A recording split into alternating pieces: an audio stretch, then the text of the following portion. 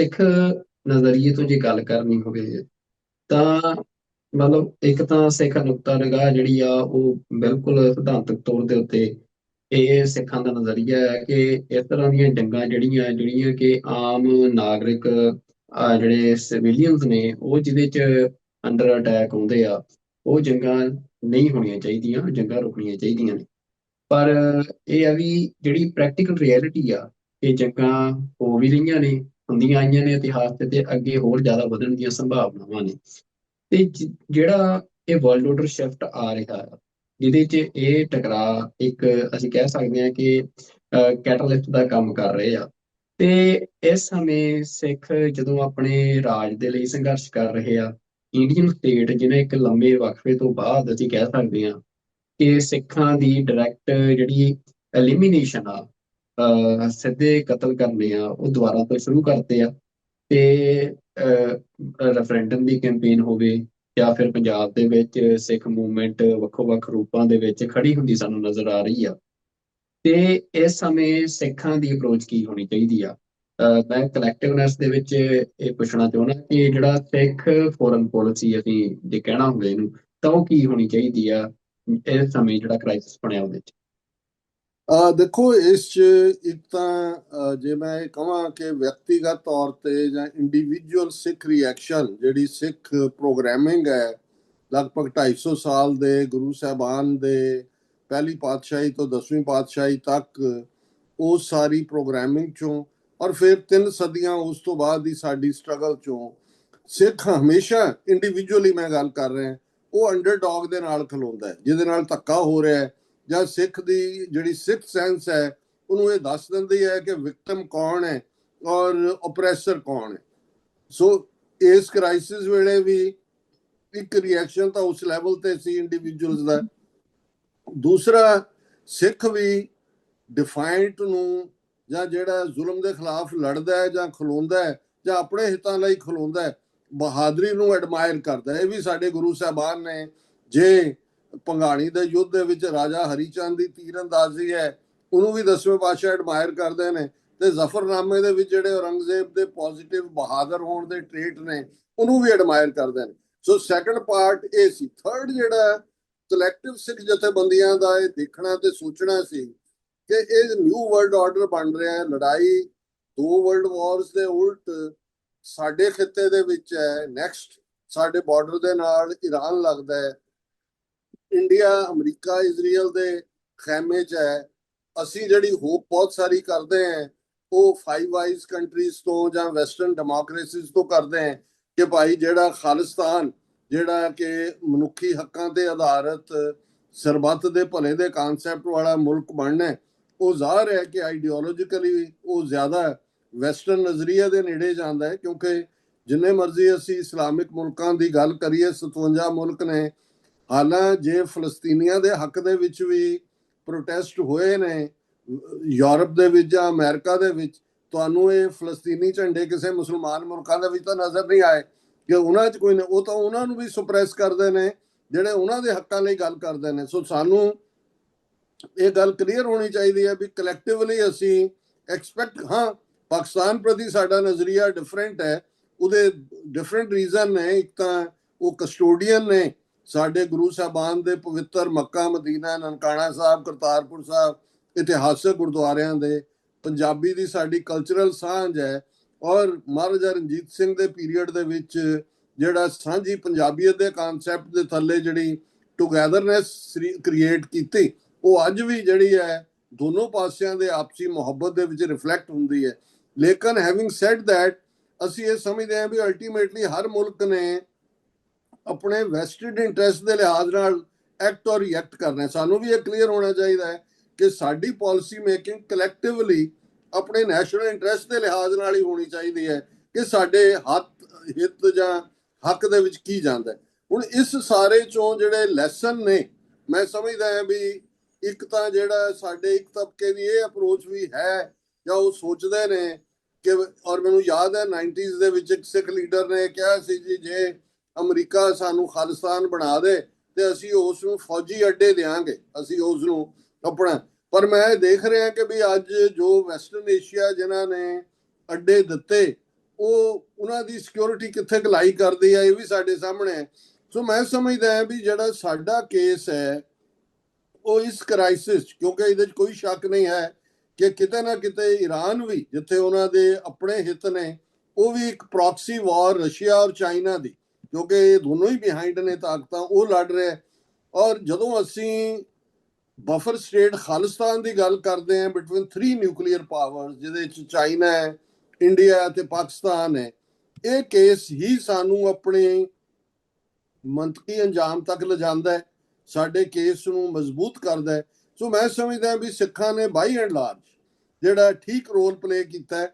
ਅਸੀਂ ਸਮਝਦੇ ਹਾਂ ਕਿ ਈਰਾਨ ਦੇ ਵਿੱਚ ਇੱਕ ਸਾਬਕਾ ਇੰਡੀਅਨ ਐਂਬੈਸਡਰ ਦਾ ਮੈਂ ਇੰਟਰਵਿਊ ਸੁਣ ਰਿਹਾ ਸੀ, ਉਹਨੇ ਕਿਹਾ ਜੀ ਈਰਾਨ ਇੱਕ ਐਸਾ ਮੁਲਕ ਹੈ ਜਿਹਨੇ ਖਾਲਸਾ ਝੰਡਾ ਲਹਿਰਾਣ ਦਾ ਜਿਹੜਾ ਉਹ ਹਕੂਕ ਵੀ ਦਿੱਤਾ, ਕਿਉਂਕਿ ਜਿਹੜਾ ਤਹਿਰਾਨ ਦਾ ਗੁਰਦੁਆਰਾ, ਸ਼ਾਇਦ 2 ਗੁਰਦੁਆਰੇ ਨੇ ਈਰਾਨ ਦੇ ਵਿੱਚ। ਤਹਿਰਾਨ ਦੇ ਗੁਰਦੁਆਰੇ ਨੂੰ ਮੈਂ ਭਾਈ ਹਰਪਾਲ ਸਿੰਘ ਪੰਨੂ ਪ੍ਰੋਫੈਸਰ, ਉਹ ਇਤਿਹਾਸਕ ਗੁਰਦੁਆਰਾ ਦੱਸ ਰਹੇ ਸੀ, ਆਈ ਐਮ ਨਾਟ ਸ਼ੋਰ। ਉਹਨਾਂ ਨੇ ਕਿਹਾ ਵੀ ਗੁਰੂ ਨਾਨਕ ਪਾਤਸ਼ਾਹ ਤੇ ਭਾਈ ਮਰਦਾਨਾ ਜੀ ਉੱਥੇ ਇੱਕ ਰਾਤ ਆ ਕੇ ਰੁਕੇ, ਔਰ ਈਵਨ ਉਹਨਾਂ ਦਾ ਜਿਹੜਾ ਗੇਟ ਹੈ, ਜਿਹਨੂੰ ਪਤਾ ਨਹੀਂ ਗੁਰੂ ਨਾਨਕ ਪਾਤਸ਼ਾਹ ਦੇ ਨਾਂ ਦੇ ਉੱਤੇ ਦਰਵਾਜ਼ਾ ਦੌਲਤ ਕੇ ਕੀ ਇਸ ਕਿਸਮ ਦਾ ਨਾਂ ਦਿੱਤਾ ਗਿਆ। ਸੋ ਕੁੱਲ ਮਿਲਾ ਕੇ ਈਵਨ ਅੱਜ ਹੀ ਵਿਚਾਰ ਹੋ ਰਹੀ ਸੀ, ਅੱਜ ਵੀ ਈਰਾਨ ਦੇ ਵਿੱਚ 35,000 ਤੋਂ ਜ਼ਿਆਦਾ ਯਹੂਦੀ ਰਹਿੰਦੇ ਨੇ। ਔਰ ਇਸ ਸਾਰੇ ਕ੍ਰਾਈਸਿਸ, ਮੈਂ ਟੋਲਰੈਂਸ ਦੀ ਗੱਲ ਕਰ ਰਿਹਾ, ਬਹੁਤ ਵਾਰ ਕਿਸੇ ਮੁਲਕ ਦਾ ਇਮੇਜ ਪ੍ਰੈਜ਼ੈਂਟ ਹੋਰ ਕੀਤਾ ਜਾਂਦਾ ਹੈ, ਹਾਲਾਂ ਅਸੀਂ ਕਿਸੇ ਵੀ ਐਸੇ ਸਿਸਟਮ ਦੇ ਹੱਕ 'ਚ ਨਹੀਂ ਹੈ ਸਿੱਖ ਨੁਕਤਾ ਨਿਗਾਹ ਤੋਂ ਜਿੱਥੇ ਕਲਰਜੀ ਦੇ ਕੋਲ ਕੰਟਰੋਲ ਹੋਏ, ਕਿਉਂਕਿ ਸਿੱਖੀ ਦੇ ਵਿੱਚ ਕੋਈ ਆਰਡੇਨਡ ਪੁਲਿਸਟਰੀ ਕਲਾਸ ਨਹੀਂ ਹੈ। ਸੋ ਸਾਡਾ ਪੋਲੀਟੀਕਲ ਜਾਂ ਗਵਰਨਿੰਗ ਮਾਡਲ ਜਿਹੜਾ ਹੈ ਉਹ ਈਰਾਨ ਦੇ ਇਮਾਮ ਬੇਸਡ ਸਿਸਟਮ ਵਾਂਗ ਨਹੀਂ ਹੈ, ਪਰ ਜਿਹੜਾ ਉਹਨਾਂ ਦਾ ਐਗਜ਼ਿਸਟਿੰਗ ਮਾਡਲ ਹੈ ਉਹਦੇ 'ਚ ਹਿੰਦੂ ਵੀ ਨੇ, ਉਹਦੇ 'ਚ 35,000 ਤੋਂ ਜ਼ਿਆਦਾ ਯਹੂਦੀ ਉਹਨਾਂ ਦੇ ਸਿਨਾਗੋਗ, ਔਰ ਉਹ ਯਹੂਦੀ ਹਜ਼ਾਰਾਂ ਸਾਲਾਂ ਤੋਂ ਉਸ ਥਾਂ ਦੇ ਉੱਤੇ ਬੈਠੇ ਨੇ। ਇਸੇ ਤਰ੍ਹਾਂ ਬਾਕੀ ਕਰੈਕਟਰਿਸਟਿਕਸ ਵੀ ਨੇ। ਸੋ ਮੈਨੂੰ ਇਹ ਲੱਗਦਾ ਹੈ ਵੀ ਸਿੱਖਾਂ ਨੇ ਜਿਹੜਾ ਸੋ ਫਾਰ ਦੋਨੋਂ ਪਾਸੇ on the both side of the aisle individual ਰਾਏ ਹੈ, ਗਰੁੱਪ ਰਾਏ ਵੀ ਜਿਹੜੀ ਹੈ ਉਹ ਡਿਫਰ ਕਰਦੀ ਹੈ, ਪਰ ਮੈਨੂੰ ਇਹ ਲੱਗਦਾ ਹੈ ਵੀ ਸਾਨੂੰ ਬਹੁਤ ਕੁਝ ਸਿੱਖਣ ਦੀ ਲੋੜ ਹੈ। ਸਾਡੇ ਲਈ ਇੱਕ ਟੈਸਟ ਕੇਸ ਵੀ ਹੈ ਕਿ ਜਿਵੇਂ ਈਰਾਨ ਨੇ ਇੱਕ ਛੋਟਾ ਮੁਲਕ ਹੁੰਦਿਆਂ 9.5 ਕਰੋੜ, ਝੰਬਿਆ ਮੁਲਕ ਹੁੰਦਿਆਂ 47 ਸਾਲਾਂ ਦੀਆਂ ਸੈਂਕਸ਼ਨਸ ਤੋਂ ਬਾਅਦ ਕਿਵੇਂ ਰਿਜ਼ਿਲੀਐਂਟਲੀ ਆਪਣੇ ਆਪ ਨੂੰ ਬਿਲਟ ਕੀਤਾ ਇੱਕ ਹੈਵੀ ਔਡ ਦੇ ਖਿਲਾਫ। ਤੇ ਜੇ ਅਸੀਂ ਆਪਣੀ ਲਗਭਗ 30 ਮਿਲੀਅਨ ਤੋਂ ਜ਼ਿਆਦਾ ਪੋਪੂਲੇਸ਼ਨ, ਜਿਹਦੇ ਚ 20 ਜਾਂ 25 ਮਿਲੀਅਨ ਕਿਹਨਾਂ ਹਾਲਾਤਾਂ ਚੋਂ ਗੁਜ਼ਰ ਰਹੀ, ਅੱਜ ਪੰਜਾਬ ਦਾ ਜੇ ਅਸੀਂ ਹਾਲ ਦੇਖੀਏ ਕਿਵੇਂ ਸਾਨੂੰ ਫੈਕਸ਼ਨਲਾਈਜ਼ ਕੀਤਾ ਗਿਆ, ਕਿਵੇਂ ਜਿਹੜੇ ਥੋੜੇ ਬਹੁਤ ਚਿਹਰੇ ਜਿਹੜੇ ਕਿ ਹਿਊਮਨ ਰਾਈਟਸ ਲਈ ਖਲੋਣ ਵਾਲੇ ਸੀ ਉਹ ਵੀ ਉਹਨਾਂ ਦਾ ਦਾਣਾ ਚੁਗਣ ਲੱਗ ਗਏ, ਜਿਵੇਂ ਐਚ ਫੂਲਕੇ ਦਾ ਬੀਜੇਪੀ ਦੇ ਵਿੱਚ ਜਾਣਾ, ਜਾਂ ਉਸ ਤੋਂ ਪਹਿਲਾਂ ਹੋਰ ਜਿਹੜੇ ਜਾਣੂ ਸਿੱਖ ਚਿਹਰੇ ਨੇ। ਸੋ ਇਹਨਾਂ ਸਾਰੇ ਆਰਡਸ ਦੇ ਚਲਦਿਆਂ ਵੀ ਸਾਡੇ ਲਈ ਇੱਕ ਮਾਡਲ, ਇੱਕ ਤਾਂ ਮੈਨੂੰ ਡੀਸੈਂਟਰਲਾਈਜ਼ ਵਾਲੀ ਗੱਲ ਬਹੁਤ ਚੰਗੀ ਲੱਗੀ। ਮੈਨੂੰ ਇਹ ਲੱਗਦਾ ਵੀ ਅਸੀਂ ਬਹੁਤ ਵਾਰ ਏਕਤਾ, unity, one leader, one system ਦੀ ਗੱਲ ਕਰਦੇ ਹਾਂ। ਸਾਡੀ ਵੀ ਜਿਹੜੀ ਕਾਮਯਾਬੀ ਸੀ 18ਵੀਂ ਸਦੀ ਦੇ ਵਿੱਚ ਉਹ ਮਿਸਲ ਮਾਡਲ ਚੋਂ ਸੀ, ਔਰ ਉਹਨਾਂ ਮਿਸਲਾਂ ਦੇ ਵਿੱਚ ਭਾਵੇਂ ਇੱਕੋ ਵੇਲੇ ਉਹ ਮੁਗਲਾਂ ਨਾਲ ਵੀ ਲੜ ਰਹੇ ਸੀ, ਅਫਗਾਨਾਂ ਨਾਲ ਵੀ ਲੜ ਰਹੇ ਸੀ, ਔਰ ਦੋਨੋਂ ਘੱਲੂਘਾਰੇ ਜਿਹੜੇ ਇੱਕ ਅਫਗਾਨ ਉਹਨੇ ਅਬਦਾਲੀ ਨੇ ਕੀਤਾ, ਇੱਕ ਜਿਹੜਾ ਸੀ ਉਹ ਮੀਰ ਮਨੂੰ ਮੁਗਲਿਆ ਹਕੂਮਤ ਜ਼ਕਰੀਆ ਖਾਨ ਦੇ ਵੇਲੇ ਹੋਇਆ। ਲੇਕਿਨ ਉਹਨਾਂ ਦੋਨਾਂ ਨਾਲ ਲੜਦਿਆਂ ਸਿੱਖ ਮਿਸਲ ਮਾਡਲ ਚੋਂ ਹੀ ਸਿੱਖ ਰਾਜ ਨਿਕਲਿਆ। ਇਹਦੇ ਉਲਟ ਮਹਾਰਾਜਾ ਰਣਜੀਤ ਸਿੰਘ ਜਿੰਨੇ ਮਰਜ਼ੀ ਕੈਰਿਜ਼ਮੈਟਿਕ ਸੀ, 40 ਸਾਲ ਉਹਨਾਂ ਨੇ ਰੂਲ ਕੀਤਾ, ਪਰ ਉਹ ਮਾਡਲ ਜਿਹੜਾ ਉਸ ਤੋਂ ਕੁਝ ਦਹਾਕੇ ਪਹਿਲਾਂ ਮੁਗਲ ਔਰ ਅਫਗਾਨ ਸਲਤਨਤ ਨਹੀਂ ਸੀ ਤੋੜ ਸਕੀ। ਉਹ ਤੁਸੀਂ ਦੇਖਦੇ ਹੋ ਕਿ ਸਤਲੁਜ ਪਾਰ ਦੀਆਂ ਫਸਟ ਐਂਗਲੋ ਸਿੱਖ ਵਾਰ 3-4 ਜੰਗਾਂ ਜਿਹੜੀਆਂ ਨੇ, ਮੁਦਕੀ, ਫਿਰੋਜ਼ ਸ਼ਾਹ, ਸਭਰਾਵਾਂ, ਔਰ ਉਸ ਤੋਂ ਬਾਅਦ ਲਾਹੌਰ ਜਿਹੜਾ ਹੈ ਜਾਂ ਸਿੱਖ ਰਾਜ ਅੰਗਰੇਜ਼ਾਂ ਦੇ ਪੇਟੇ ਪੈ ਜਾਂਦਾ। ਸੋ ਮੈਨੂੰ ਇਹ ਲੱਗਦਾ ਵੀ ਹੁਣ ਦੇ ਪੀਰੀਅਡ 'ਚ ਵੀ, ਔਰ ਈਰਾਨ ਦੀ ਵੀ ਜਿਹੜੀ ਕਾਮਯਾਬੀ ਜਿਸ ਲੈਵਲ ਦੇ ਉੱਤੇ ਉਹਨਾਂ ਦੀ ਸਾਰੀ ਲੀਡਰਸ਼ਿਪ ਵਾਈਪ ਆਊਟ ਹੋਣ ਦੇ ਬਾਵਜੂਦ ਉਹਨਾਂ ਨੇ ਆਪਣੀ ਉਸ ਗੱਲ ਨੂੰ ਜਾਰੀ ਰੱਖਿਆ, ਇਹ ਸਿੱਖਣ ਵਾਲਾ ਪਾਰਟ ਹੈ। ਥਰਡਲੀ ਡਾਇਸਪੋਰਾ, ਮੈਂ ਸਮਝਦਾ ਹਾਂ ਵੀ ਜਿਵੇਂ ਇੱਕ ਸਟੇਜ ਦੇ ਉੱਤੇ ਵਿਦਨ ਇੰਡੀਆ ਸਾਡੇ ਦੁਸ਼ਮਣ ਨੇ ਉਸ ਕਿਸਮ ਦੇ ਲੋਕ ਵਿਦਨ ਪੱਗਾਂ ਵਾਲੇ ਕ੍ਰੀਏਟ ਕੀਤੇ ਹੋਏ ਨੇ, ਜਿਹੜੇ ਕਿ ਭਾਰਤ ਮਾਤਾ ਦੇ ਗੁਣ ਗਾਉਂਦੇ ਨੇ। ਇਵੇਂ ਹੀ ਈਰਾਨ ਦਾ ਵੀ ਇੱਕ ਤਬਕੇ ਨੂੰ ਜਿਨ੍ਹਾਂ ਨੇ ਬਾਹਰ ਆ ਕੇ ਸਹੂਲਤਾਂ ਮਾਣੀਆਂ, ਸ਼ਾਹ ਈਰਾਨ ਦੇ ਵੇੜੇ ਤੋਂ ਇਆਸ਼ੀ ਦੇ ਵਿੱਚ ਫਸੇ ਹੋਏ ਸੀ, ਉਹ ਜਿਹੜਾ ਨੈਰੇਟਿਵ ਈਰਾਨ ਦਾ ਦੇ ਰਹੇ ਸੀ ਉਹ ਬਹੁਤ ਜਲਦੀ ਡਿੱਗ ਪਏ, ਕਿਉਂਕਿ ਜਿਹੜੀ ਰੈਜ਼ਿਲੀਅੰਸ, ਡਿਫਾਇੰਸ, ਆਪਣੇ ਹੱਕਾਂ ਲਈ ਖਲੋਣਾ, ਇਹ ਅਲਟੀਮੇਟਲੀ ਸਟਰੈਂਥਨ ਕਰਨ ਵਾਲੀ ਗੱਲ ਹੈ। ਸੋ ਮੈਨੂੰ ਇਹ ਲੱਗਦਾ ਹੈ ਕਿ ਵੀ ਸਾਡੇ ਲਈ ਕਲੈਕਟਿਵਲੀ ਕੋਈ ਵੀ ਕਿਸੇ ਇੱਕ ਧਿਰ ਦੇ ਨਾਲ ਖਲੋਣਾ ਇਹ ਕੋਈ ਪੋਲੀਟੀਕਲੀ ਵਾਈਜ਼ ਨਹੀਂ ਸੀ, ਔਰ ਨਾ ਹੀ ਇਹ ਪੋਲੀਟੀਕਲੀ ਵਾਈਜ਼ ਹੈ। ਪਰ ਸਾਡੇ ਲਈ ਇਸ ਸਿਚੁਏਸ਼ਨ ਨੂੰ ਕਲੋਜ਼ਲੀ ਮੋਨੀਟਰ ਕਰਨਾ ਔਰ ਆਪਣੀ ਸਟ੍ਰੈਟਜੀ ਇਹ ਦੇਖਣ ਲਈ ਵੀ ਕਿਵੇਂ ਛੋਟੀ ਤਾਕਤ ਬਹੁਤ ਕਮਜ਼ੋਰੀਆਂ ਦੇ ਬਾਵਜੂਦ ਵੀ ਕਿਵੇਂ ਵੱਡੇ ਕ੍ਰਾਈਸਿਸ ਦਾ ਟਾਕਰਾ ਕਰ ਸਕਦੀ ਹੈ। ਸਿੱਖਾਂ ਨੂੰ ਆਪਣੀ ਲੜਾਈ, ਆਪਣੀ ਸਟ੍ਰੈਟਜੀ ਖਾਲਿਸਤਾਨ ਦੀ ਜੰਗ ਦੇ ਲਈ ਜਿਹੜਾ ਹੈ ਆਪਣੀ ਸਟ੍ਰੈਟਜੀ ਇਵੋਲਵ ਕਰਨੀ ਪਏਗੀ, ਔਰ ਇਹ ਮੈਸੇਜ ਵੀ ਹੈ ਕਿ ਇਸ ਦੇ ਉੱਤੇ ਸਾਨੂੰ ਕੰਮ ਕਰਨ ਦੀ ਲੋੜ ਹੈ। ਬਿਲਕੁਲ ਡਾਕਟਰ ਸਾਹਿਬ, ਤੁਹਾਡਾ ਬਹੁਤ ਧੰਨਵਾਦ ਕਿ ਜਿਵੇਂ ਤੁਸੀਂ ਇਹ ਸਾਰਾ ਵਿਸਥਾਰ ਦੇ ਵਿੱਚ ਇਹਨਾਂ ਮਸਲਿਆਂ ਦੇ ਉੱਤੇ ਆਪਣੀ ਗੱਲ ਰੱਖੀ ਆ, ਤੇ ਸਾਡੇ ਦਰਸ਼ਕਾਂ ਦੇ ਲਈ ਵੀ ਇਹ ਜਿਵੇਂ ਡਾਕਟਰ ਸਾਹਿਬ ਨੇ ਦੱਸਿਆ ਕਿ ਬੜੀ ਅਹਿਮ ਗੱਲ ਆ ਕਿ ਦੁਨੀਆ ਦੇ ਵਿੱਚ ਜਿਹੜੀਆਂ ਇਹ ਵਾਪਰ ਰਹੀਆਂ ਘਟਨਾਵਾਂ ਨੇ, ਜਾਂ ਅਸੀਂ ਕਹਿ ਸਕਦੇ ਹਾਂ ਕਿ ਘਟਨਾਵਾਂ ਹੁਣ ਜੰਗਾਂ ਦਾ ਰੂਪ ਲੈ ਚੁੱਕੀਆਂ ਨੇ, ਜਿੱਥੇ ਮੁਲਕ ਜਿਹੜੇ ਆ ਉਹ ਸਿੱਧਾ ਇੱਕ ਦੂਜੇ ਦੇ ਨਾਲ ਹੁਣ ਆਪਸੀ ਜੰਗਾਂ ਦੇ ਵਿੱਚ ਆ ਰਹੇ ਆ।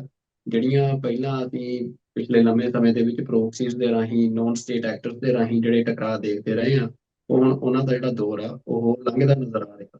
ਤੇ ਜਦੋਂ ਇਹ ਚੀਜ਼ ਵਾਪਰ ਰਹੀ ਆ ਤਾਂ ਉਹ ਸਪਸ਼ਟ ਆ ਕਿ ਜਿਹੜੀ ਗੱਲ ਡਾਕਟਰ ਸਾਹਿਬ ਪਹਿਲਾਂ ਵੀ ਪਿਛਲੇ ਲੰਮੇ ਸਮੇਂ ਤੋਂ ਕਰਦੇ ਰਹੇ ਆ ਕਿ ਨਿਊ ਮੈਪ ਮੇਕਿੰਗ ਜਿਹੜੀ ਆ ਉਹ ਹੁਣ ਇਹ ਨਜ਼ਰ ਆ ਰਿਹਾ ਕਿ ਉਹ ਦਸਤਕ ਦੇ ਰਹੀ ਆ ਦੁਨੀਆ ਦੇ ਦਰਵਾਜ਼ੇ ਦੇ ਉੱਤੇ।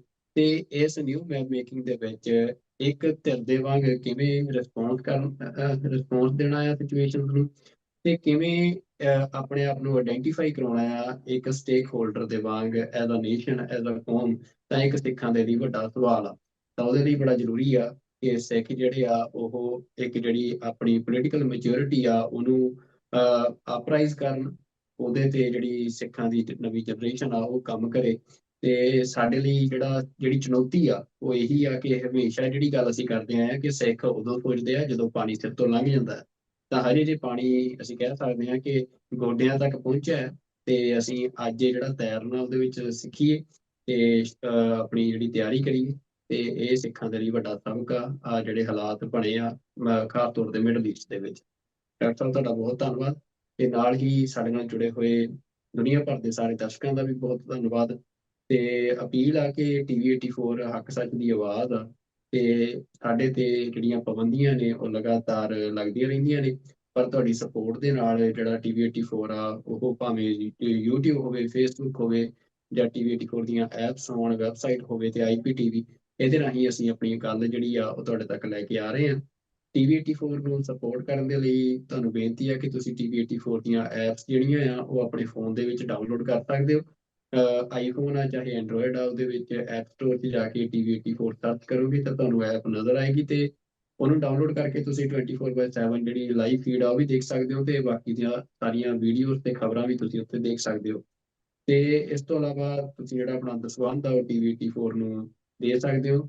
ਤੁਸੀਂ ਜਿਹੜੀ ਸਕਰੀਨ ਦੇ ਉੱਤੇ ਜਿਹੜਾ ਐਡਰੈਸ ਸ਼ੋ ਹੋ ਰਿਹਾ ਉੱਥੇ ਵੀ ਆਪਣਾ ਜਿਹੜਾ ਚੈੱਕ ਆ ਉਹ ਭੇਜ ਸਕਦੇ ਹੋ। ਤੇ ਇਸ ਤੋਂ ਇਲਾਵਾ TV 84 ਦੀ ਵੈਬਸਾਈਟ tv84.com ਤੇ ਐਪਸ ਦੇ ਉੱਤੇ ਵੀ ਜਿਹੜਾ ਡੋਨੇਟ ਬਟਨ ਆ ਉਹ ਅਸੀਂ ਸਪੈਸ਼ਲੀ ਦਿੱਤਾ ਹੋਇਆ, ਉਹਦੇ ਤੇ ਜਾ ਕੇ ਤੁਸੀਂ ਵਨ ਟਾਈਮ ਪੇਮੈਂਟ ਵੀ ਕਰ ਸਕਦੇ ਹੋ, ਤੇ ਹਰ ਮਹੀਨੇ ਦੇ ਲਈ ਵੀ ਜਿਹੜੀ ਆਪਣੀ ਪੇਮੈਂਟ ਆ ਉਹ ਉਹਦੇ ਤੇ ਤੁਸੀਂ ਕਰ ਸਕਦੇ ਹੋ।